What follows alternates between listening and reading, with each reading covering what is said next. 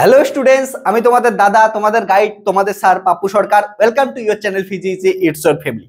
তোমরা যারা যারা 2024-2025 শিক্ষাবর্ষে ক্লাস 11 এক্সামিনেশন দিতে যাচ্ছ এবং সঙ্গে সঙ্গে 2025-2026 এ উচ্চ মাধ্যমিক এক্সামিনেশন যাবা, এই শিক্ষাবর্ষের ক্ষেত্রে সিলেবাসটা নতুন হচ্ছে এবং আমাদের যে এক্সাম প্যাটার্নটা আছে সেটাও নতুন হচ্ছে।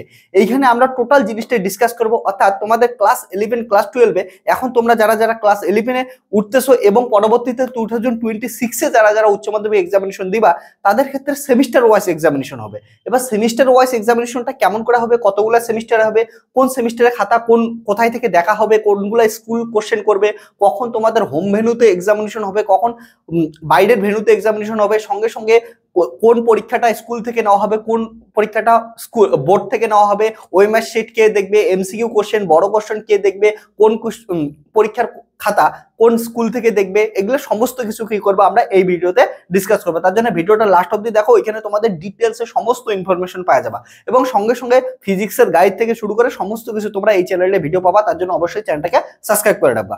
এবার বলি, তোমরা যারা যারা এখন 2024 ক্লাস 11 উঠলো, 2025 তোমাদের 11 কমপ্লিট হবে এবং 2025 ক্লাস 11 থেকে তোমরা 12 উঠবা এবং 2026 তোমরা উচ্চ মাধ্যমিক এক্সামিনেশন দিবা।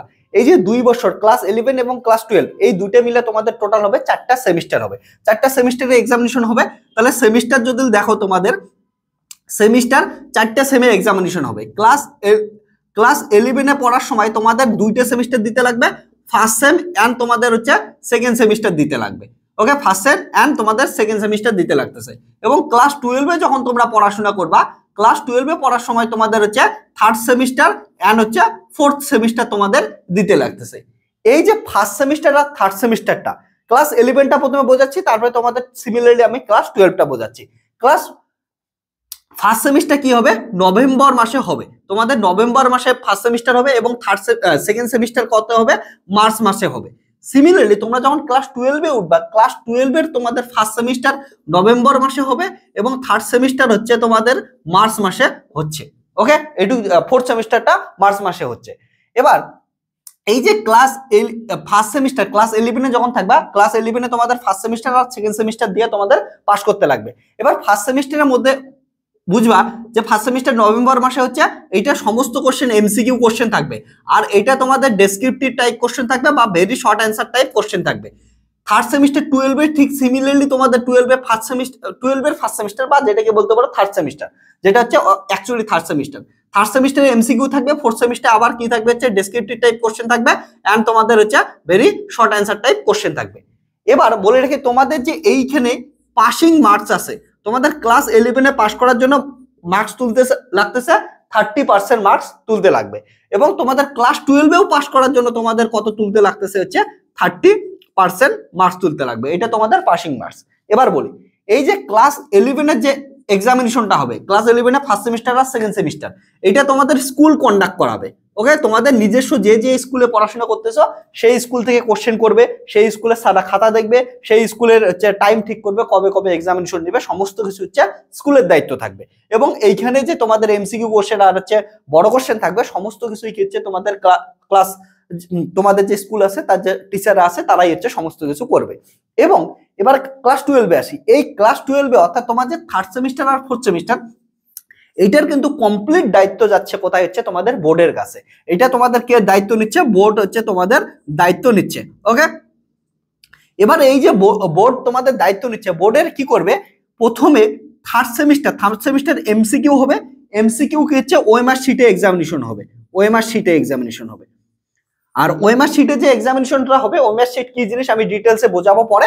ওএমআর শিট তোমরা বুঝতে পারো যে এমন কিছু কিছু 4টে অপশন দেওয়া থাকবে, 4টে অপশনের মধ্যে যে অপশনটা ঠিক হবে ওই অপশনটাকে কি করে দিতে লাগবে, তোমাদের এমন করে ব্ল্যাক করে দিতে লাগবে। ওকে, 1 নাম্বার কোশ্চেনের ক্ষেত্রে এমন থাকবে, 2 নাম্বার কোশ্চেনের অ্যান্সারের জন্য আবার 4টে অপশন থাকবে।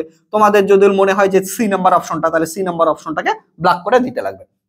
আর এটা কি করবে, একটা ওএমআর শিট পেপার দেওয়া থাকবে, পরবর্তীতে কি করবে ওই পেপারটা সাবমিট করা হবে। এবার পেপারটা সাবমিট করার সঙ্গে সঙ্গে পেপারটা তোমাদের কি হচ্ছে, তোমাদের যে বোর্ডে আছে বোর্ডে চলে যাবে এবং পরবর্তীতে ওটা মেশিন দ্বারা দেখা হবে, কম্পিউটারাইজড পদ্ধতিতে দেখা হবে। সো ওএমআর শিট এটা কি হচ্ছে কম্পিউটারাইজড পদ্ধতিতে তোমাদের চেক করা হবে। আর এটা কে দায়িত্ব নেবে, কোশ্চেনও করবে বোর্ড, খাতাও চেক আপ করবে বোর্ডেই কোশ্চেন চেক আপ করবে। এবং এই যে ফোর্থ সেমিস্টারে যেটা বড় কোশ্চেন হচ্ছে, বড় কোশ্চেন ও কোশ্চেন বোর্ড বানাবে। ওকে, কোশ্চেন বোর্ড বানাবে, তোমাদের খাতাও চেক আপ হচ্ছে বোর্ডের নিয়ম অনুযায়ী হবে, অর্থাৎ তোমাদের খাতা বোর্ডের কাছে যাবে, তারপর বোর্ডের ওই খাতাগুলো আবার কি করবে হচ্ছে বিভিন্ন স্যারের কাছে পাঠিয়ে দিবে, তারপর হচ্ছে চেক করবে, এখন যে নিয়মে চলে ওই নিয়মেই চলবে। ওকে, আর এই যে তোমাদের ক্লাস 12 এর থার্ড সেমিস্টার ফোর্থ সেমিস্টার আছে, এটার কিন্তু তোমাদের মাথায় রাখতে লাগবে, এটার কোশ্চেন শুরু করে তারপরে তোমাদের এক্সাম থেকে শুরু করে সবকিছু বোর্ডের দায়িত্বে থাকবে, এখন যেমন করে হয়। অর্থাৎ তোমাদের এই যে থার্ড সেমিস্টার আর ফোর্থ সেমিস্টার এই এক্সামিনেশন দুটো কিন্তু তোমাদের নিজেদের স্কুলে যে স্কুল পড়তেছো তার বাইরে যাইতে লাগবে, অর্থাৎ হোম ভেন্যুতে না।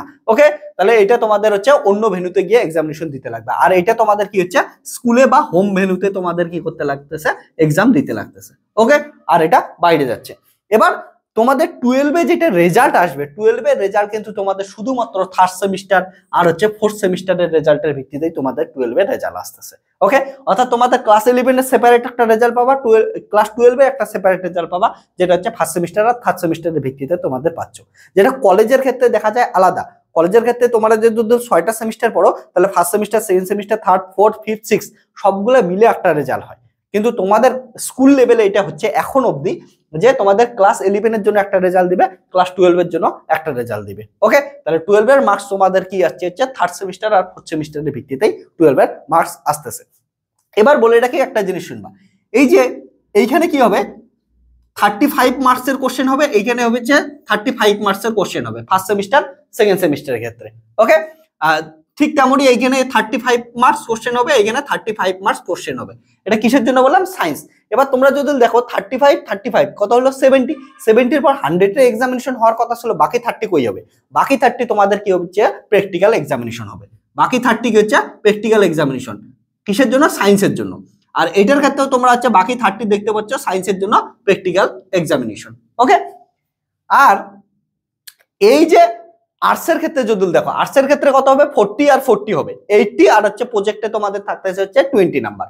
আর্টসের ক্ষেত্রে এইখানেও সেম 40 আর প্রজেক্টের ক্ষেত্রে 20 নাম্বার, যেমন বাংলা, ইংলিশ, ইতিহাস, ভূগোল এগুলোর ক্ষেত্রে আমি বললাম। আবার সায়েন্সের যেগুলো সাবজেক্ট আছে বায়োলজি, কেমিস্ট্রি, তারপরে তোমাদের ম্যাথ, ফিজিক্স, সমস্ত কিছুর জন্য এটা কি থাকবে হচ্ছে 35 করে থাকবে। ওকে, সো তোমাদের অলরেডি নোটিশ আসছে, আমি নোটিশটা তোমাদের একবার দেখাই দিচ্ছি, বলে দিচ্ছি নোটিশটাই যে তোমাদের হ্যাঁ ক্লাস 11 এ ফার্স্ট সেমিস্টার সেকেন্ড সেমিস্টারে থিওরি এক্সামিনেশন হচ্ছে সায়েন্সের ক্ষেত্রে বলছি 35 আর হচ্ছে প্র্যাকটিক্যাল 30, এবং থার্ড সেমিস্টার ফোর্থ সেমিস্টার অর্থাৎ ক্লাস 12 এ হচ্ছে তোমাদের 35 থিওরি এক্সামিনেশন করতে হবে, অর্থাৎ third semester fourth semester, and হচ্ছে 30 হচ্ছে তোমাদের থাকতেছে হচ্ছে প্র্যাকটিক্যাল এক্সামিনেশন।